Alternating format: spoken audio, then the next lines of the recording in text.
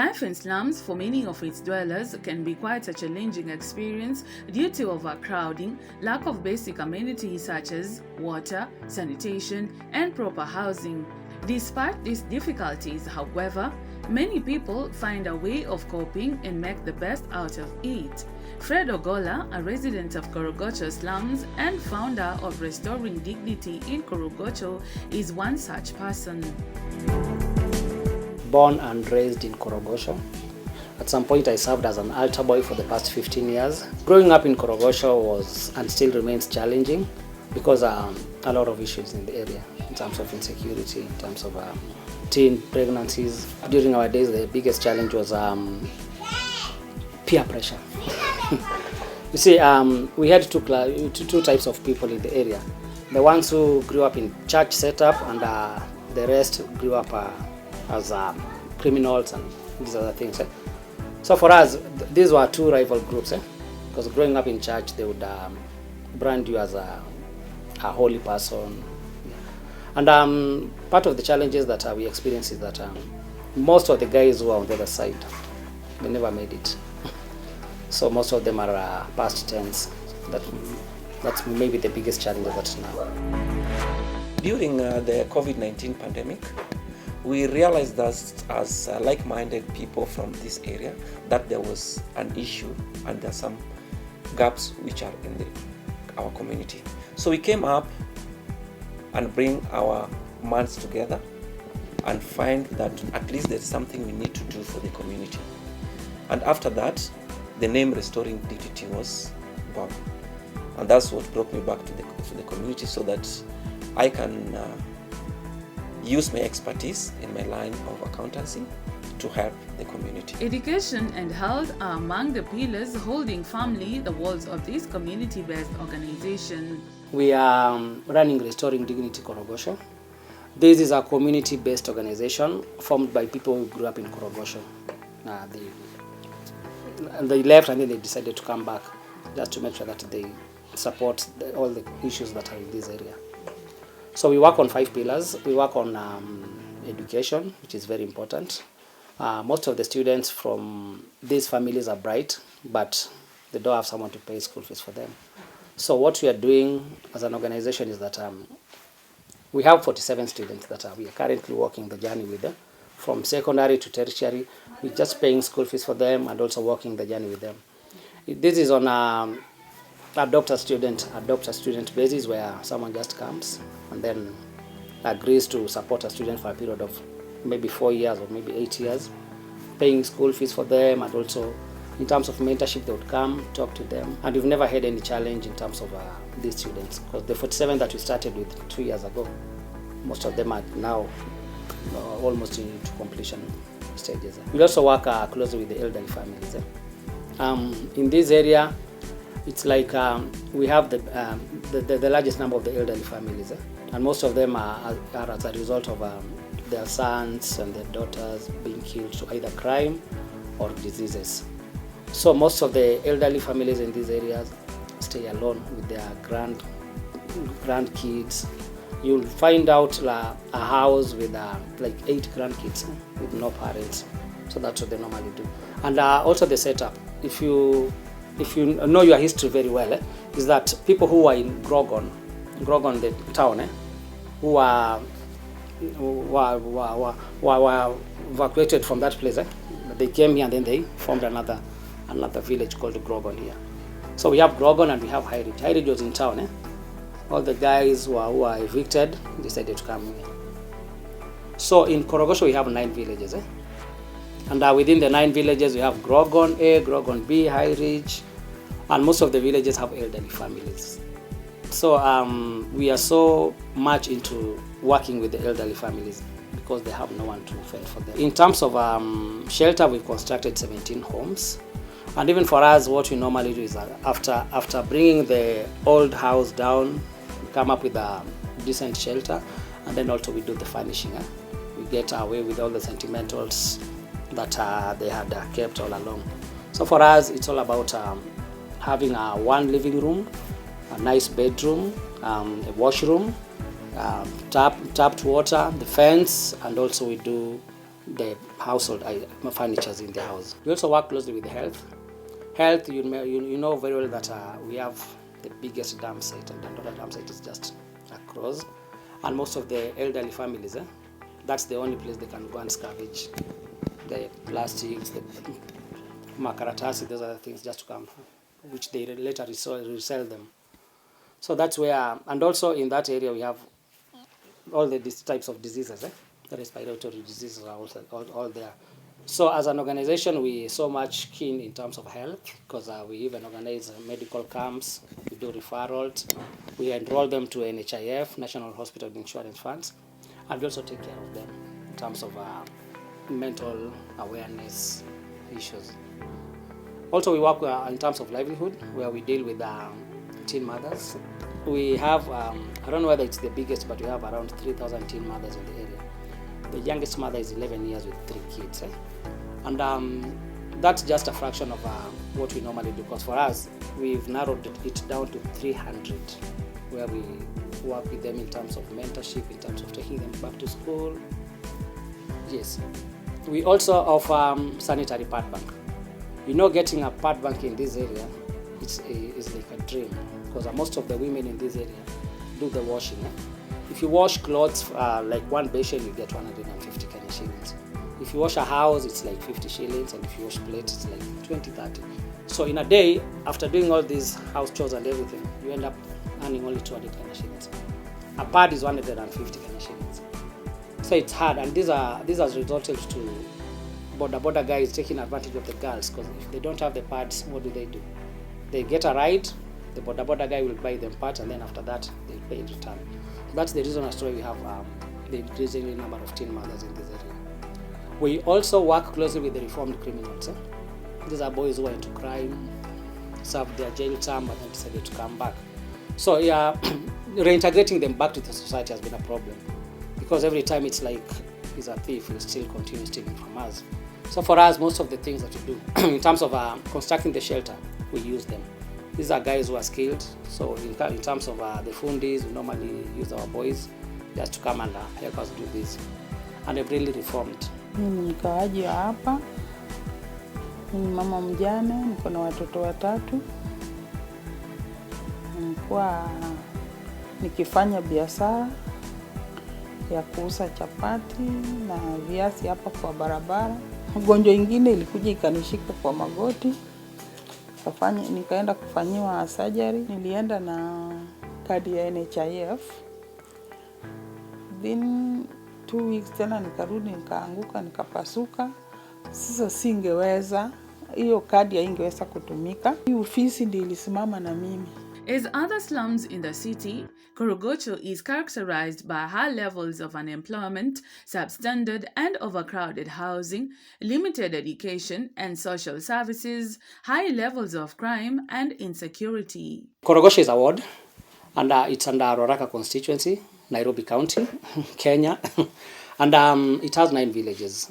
All the 9 villages, we have Grogon, A and B. Those are 2 villages. We have Ngomongo, we have High Ridge, we have Gitaduru A and B, we have KOROGOCHO A, we have KOROGOCHO B, we have Nyayo, and we have Kisumondogo. These are 9 villages that has a population of more than 150.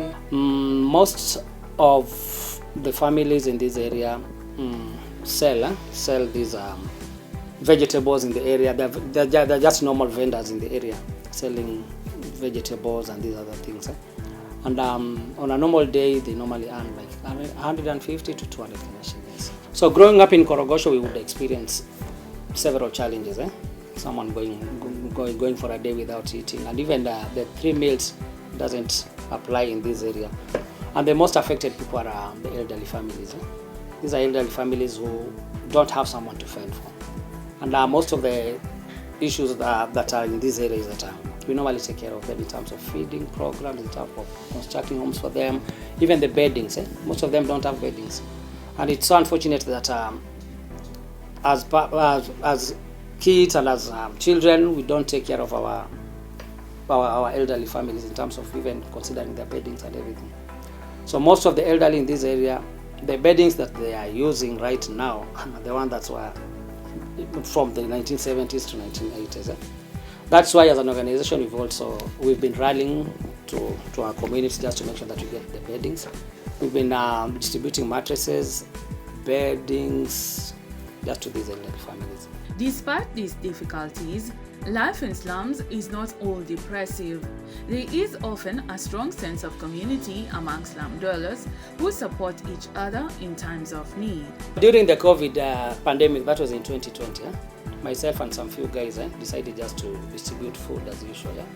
And while we were doing this, we found ourselves into a house that was already down. It was leaking, and so even distributing food was a problem to us because we thought that food was the problem. But when we went there, we found out that even the house is an issue.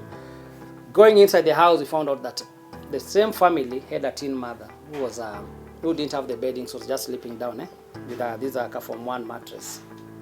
So for us, we sat down, we came back, and then we decided to agree on what to do.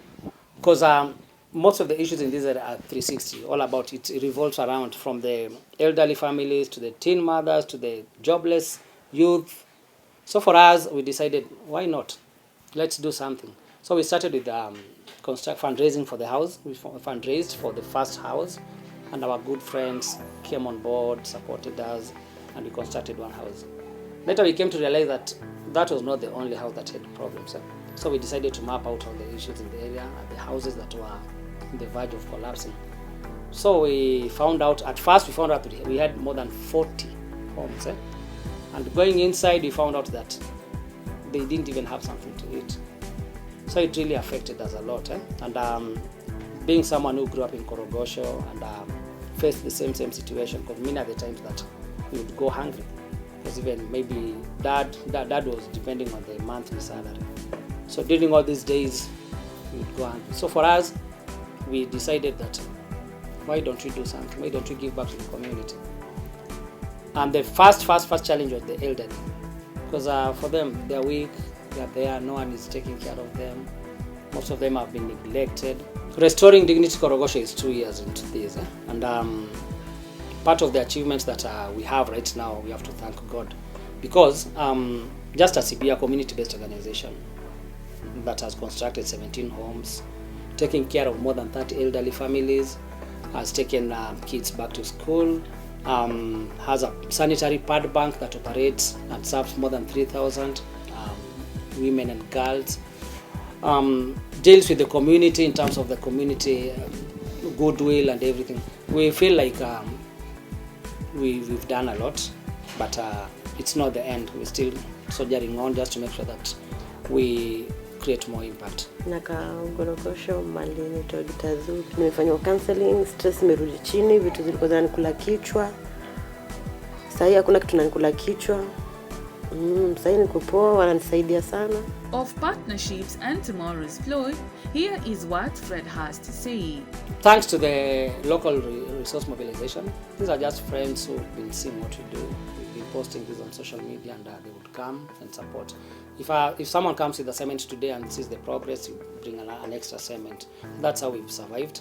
We are constructing a safe space. Remember, we don't have any safe space in this area. And the safe space that we're constructing is to take care of the girls. We have a number of teen mothers is still increasing because the family background, from where they're coming from, has some issues. And even most of the parents have abandoned their kids. It's like they don't know where they go and what they do. So that's why we still have a lot of number of teen mothers and the kids growing. So for us, once we have the safe space up here, we'll be taking the girls back to school, the TVET trainings. We've taken some, and we'll also be remaining with the babies. We'll have a daycare just to make sure that we take care of the babies. And also in terms of psychosocial counseling, most of them are depressed, so they just need someone to talk to. They need someone to come and relax. Just a nice setup that they'll come, they'll meditate, they'll reflect. That's what we want up here. We also need a community hall. Shining Hopes for Community has been supporting us with this one, and I appreciate the partnership that we've had with them, together with Ken Odede, with the CEO. And we want to expand this place just to make sure that it accommodates like everywhere. If you have classes in the morning at the Shofco Hall, we also need to have some more trainings in the day. I'm working with Shofco SL department. I started as a volunteer in Shofco, where I volunteered for more than 8 months. Then after that, I got an internship opportunity with them, still SL department. And after working with them for few months, they posted a job advert where I applied, and we went for interviews, and I emerged the best candidate, and they gave me that position. And that's what I'm working until now, what I'm doing. As a volunteer, my main work was to mobilize youth during my free times, or go to groups or chamas. Now being that I had no specific department, I was now working for Shofco as all, and we were just entering youth back in these villages around Waraka constituency. The existence of individuals and organizations who have the spirit of transforming the society is not only an honor but a blessing in disguise. What I would like to mention is that personally I'm also passionate about Able Differently. In our community here, Able Differently are having a lot of challenges when it comes to accessibility, when it comes to acquiring the national cards for persons with ability to enable them get the government services. And I will plea with the stakeholders and like-minded organization and the national agencies for persons with ability to ensure that they decentralize the services for PWDs so that they can acquire those services without a lot of hindrances. Sijui niseme aje, lakini mimi naweza kumwombea Mungu ile ndoto yake yenye anafikiria itumie na apate kusaidia watu, kwa maana hakuna watu wengi sana. Unajua hii kijiji kuna watu wengi, wasichana, wazee, walemavu. Yani unaweza pata anasaidia watu wazee wale wawezi hawana hata mahali ya kuishi, anashika mkono anawajengea nyumba. Unajua mtu hawezi kumlipa, binadamu hawezi kumlipa, lakini malipo itatoka tu kwa Mungu. First of all, I can describe him as innovator. Coming up with such idea, with such noble idea, it's not very easy. Number two, he's accommodative. He's accommodating the entire Kenyan communities. He's not tribalist, because if it were that he was a tribalist man, some of tribes would have not benefited from these youth voice programs. Another thing, he's a hardworking man. Just the other day I saw him on television receiving an award in Rwanda. Yeah, and the last thing, we do just pray for him so that God may continue keeping him alive and guiding him on his ways so that he can bring us more activities that can help us to engage youth and empower people in the community. Ningependa tu kumshukuru na mademo kuko nje wengi wenye wanadai tu kusaidiwa. Juu bila hii organization ingekuwa na labda sisi bado tungekuwa tunaendelea kufanya kitu mbaya huko nje. To change. Kama mimi ni change, imenibadilisha. Fred is a go-getter leader. He's a passionate guy when it comes to community, because he was brought and born here in the community. He knows what the community is going through. He is so much passionate about elderly. My advice to the young people in the area is that you can be born in KOROGOCHO, but then you living in KOROGOCHO, it's upon you. From a poor family, born from a poor family ends at 20 years old. So after 21 years old, you are the poverty itself. We also request those with the clothes that they are not using. It's Christmas season. Most of them, the clothes and the household items that you are keeping are someone's prayer request. Just we'll come for them, and then we'll make sure that it serves the right purpose.